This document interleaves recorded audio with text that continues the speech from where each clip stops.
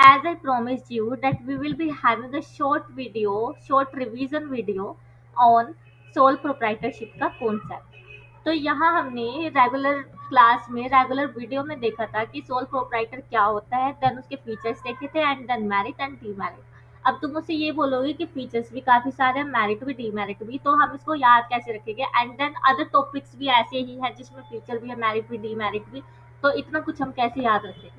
तो उसके लिए मैं तुम्हारे लिए निमोनिक्स लेके आई हूँ, दैट इज एब्रिविएशन, और उन एब्रिविएशन से तुम फीचर्स, मेरिट एंड डीमेरिट को याद रखना, और वो सारी मेमोनिक्स मैंने खुद बनाई है. We will be discussing those mnemonic after revising this sole proprietorship का कॉन्सेप्ट. अब कॉन्सेप्ट को रिवाइज करने के लिए we have hand written notes. तो सोल प्रोप्राइटरशिप में हमने पढ़ा था कि business organisation which is managed, owned and controlled by the individual, जो कि मैनेज, ओन्ड एंड कंट्रोल करता है एक इंडिविजुअल. सोल का मतलब होता है only, sole implies only, and then proprietor implies owner. Then उसके बाद सोल प्रोप्राइटरशिप कहाँ पे मेनली पाई जाती है? जहाँ पे common in area of personalised service, जहाँ पे हमें पर्सनलाइज्ड सर्विस देने होते हैं.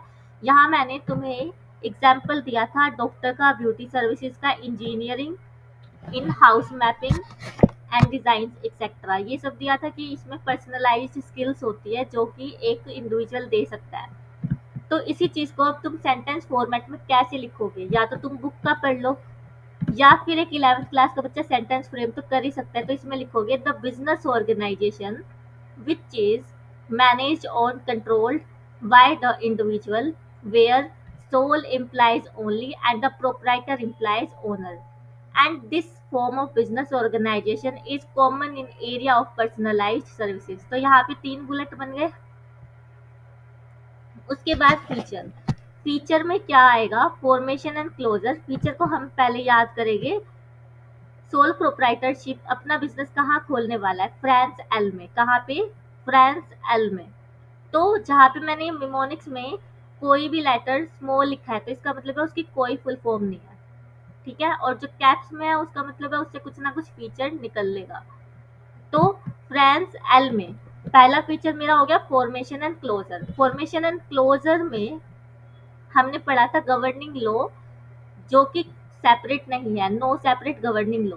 देन उसके बाद लेस और लो लीगल फॉर्मेलिटीज. इसमें कोई लीगल फॉर्मेलिटीज भी नहीं है, हमें डॉक्यूमेंटेशन, रजिस्ट्रेशन नहीं करना. देन उसके बाद हमने देखा था कि कुछ सोल प्रोप्राइटर बिजनेस में भी हमें क्या चाहिए होता है? लाइसेंस चाहिए होता है. In some cases license is required. तो लाइसेंस हमें किन केसेस में चाहिए होता है? मैंने तुम्हें रेगुलर बुक में एग्जाम्पल दिया था, जैसे कि केमिस्ट और मेडिकल शॉप है उसमें लाइसेंस चाहिएगा, या फिर लिक्कर शॉप में चाहिएगा, लिक्कर फॉर ह्यूमन कंजम्पशन में. इसमें हमें स्टेट गवर्नमेंट का लाइसेंस चाहिए होता है लिक्कर शॉप के लिए. उसके बाद हमारे पास नेक्स्ट जो फीचर है फ्रांस एल यानी आर.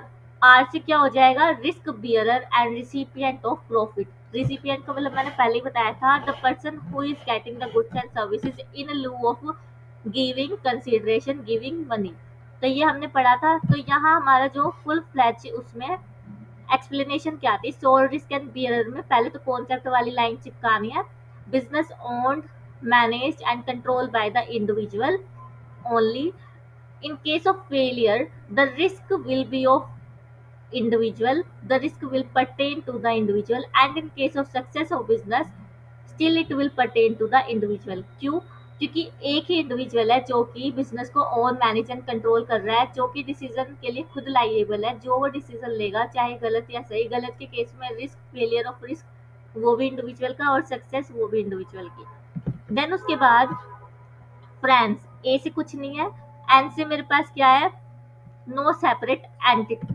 अब नो सेपरेट एंटिटी की हमारे पास जो एक्सप्लेनेशन है वो क्या है? No distinction among. किसके बीच डिस्टिंक्शन नहीं है? Sole trader and business run by the him. यानी अगर मैंने कोई परचून की दुकान खोल लिया, उसकी ओनर मैं हूँ, तो मेरी जो परचून की दुकान पे एक्टिविटीज हो रही होगी, that in these cases I will be responsible for that, not the name of the shop. जैसे मैंने शॉप का नाम कुछ भी रखा है XYZ शॉप, तो XYZ शॉप जो है वो रिस्पॉन्सिबल नहीं होगी, मैं रिस्पॉन्सिबल होगी, क्योंकि सोल प्रोप्राइटरशिप में बिजनेस और जो इंडिविजुअल है उनकी एंटिटी आइडेंटिटी सेपरेट नहीं होती। ठीक है। देन उसके बाद नेक्स्ट है फ्रांस। सी से क्या हो जाएगा, कॉन्टिन्यूटी। तो लैक ऑफ बिजनेस कॉन्टिन्यूटी, यानी इसमें हमने पढ़ा था लैक ऑफ बिजनेस कॉन्टिन्यूटी, ये नेक्स्ट था death, insanity, bankruptcy and imprisonment. Death मतलब कि दाई, मृत्यु, इंसेनिटी मतलब पागलपन, बैंकरप्सी दिवालिया या कंगाल, और इम्प्रिजनमेंट का मतलब जेल। तो यहाँ पे बोला था कि death, insanity, bankruptcy and imprisonment will affect the sole proprietor, have detrimental मतलब कि decreasing effect on the continuity of the business। तो इसमें बोला है death, insanity, bankruptcy, imprisonment of the sole proprietor, sole trader will have detrimental effect on the continuity of the business। फिर उसके बाद क्या था, फ्रांस एल। एल से मतलब क्या हो जाएगा मेरे पास, लाइबिलिटी, और सोल प्रोप्राइटर की जो लाइबिलिटी है वो कैसी होगी, अनलिमिटेड लाइबिलिटी होगी। अनलिमिटेड लाइबिलिटी में ये था कि personal assets of individual can be utilise to recover the debt. हमारी पर्सनल एसेट को भी सेल किया जा सकता है डेट्स को रिकवर करने के लिए और थोड़ा वेट देने के लिए अपने पॉइंट को।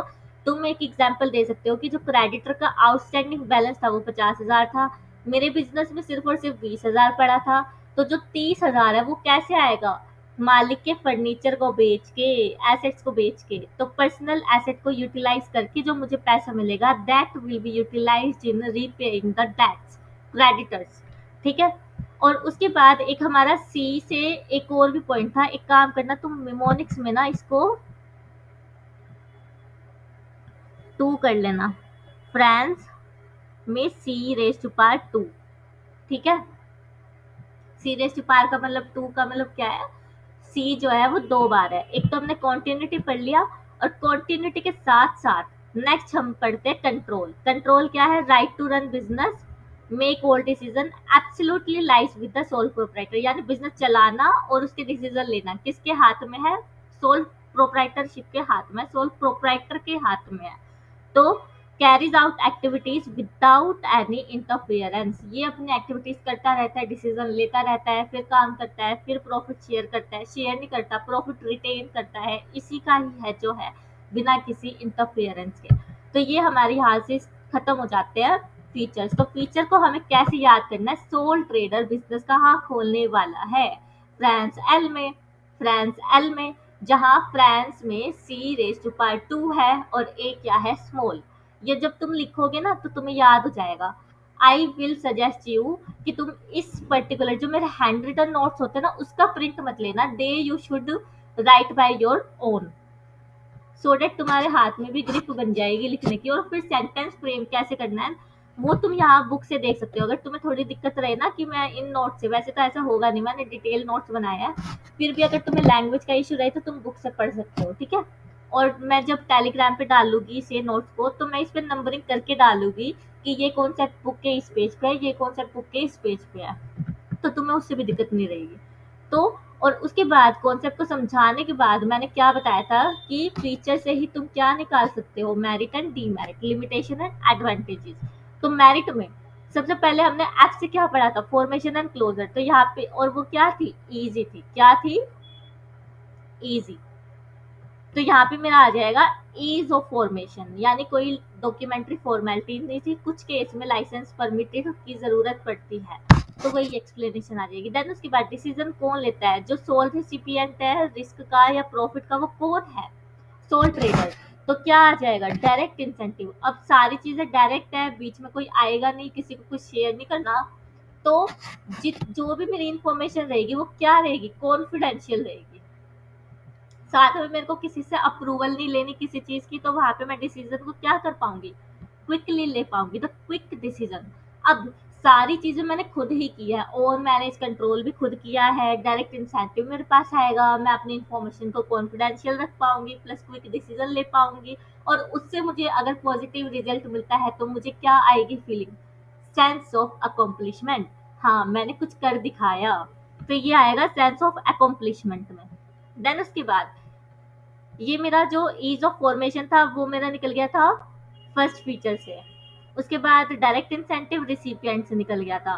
फिर डायरेक्ट है तो कॉन्फिडेंशियल रहेगा और उससे डिसीजन क्विक होगा एंड देन क्या होगा, सेंस ऑफ अकम्प्लिशमेंट। उसके बाद था, और इससे तुम डायरेक्ट इंसेंटिव से कंट्रोल वाला भी लिख सकते हो, हालांकि मैंने इसे में इंक्लूड नहीं किया है, but you can take it. फिर उसके बाद है डीमेरिट। डीमेरिट में मेरे किससे निकल जाएगी, फीचर से। फीचर में क्या था, लिमिटेड लाइफ ऑफ बिजनेस। ये हमने कौन से में पढ़ा था, लिमिटेड लाइफ। डेथ, डेथ से हम क्या याद रख सकते हैं, लैक ऑफ बिजनेस कॉन्टिन्यूटी। और यही पॉइंट मेरा कहाँ पे आ गया, limited life of the business, और वही सारी पुरानी किसी पीटी एक्सप्लेनेशन देनी है। देन उसके बाद लाइबिलिटी। लाइबिलिटी कैसी है, अनलिमिटेड है। देन उसके बाद बिजनेस की लाइफ लिमिटेड, तो रिसोर्सेज भी लिमिटेड। रिसोर्सेज लिमिटेड यानी पैसा कम, तो मैं पैसा मैनेजर को कैसे दूंगी, तो लिमिटेड मैनेजरियल एबिलिटीज। ठीक है, लिमिटेड मैनेजरियल एबिलिटीज। तो यहाँ पे मेरे पास रिवीजन खत्म हो जाता है सोल प्रोप्राइटरशिप का, जिसमें हमने कॉन्सेप्ट देख लिया, फीचर देख लिए, एंड फीचर से ही हम मेरिट एंड डीमेरिट कैसे निकाल सकते हैं ये देख लिया। और फीचर को याद रखने का तरीका है France L. Sole proprietor business कहाँ खोलेगा, फ्रांस एल में जाके। ठीक है, तो इसे ऐसे याद रखना। नेक्स्ट पार्ट में मिलते हैं, हम वहां पढ़ेंगे जॉइंट हिंदू फैमिली बिजनेस।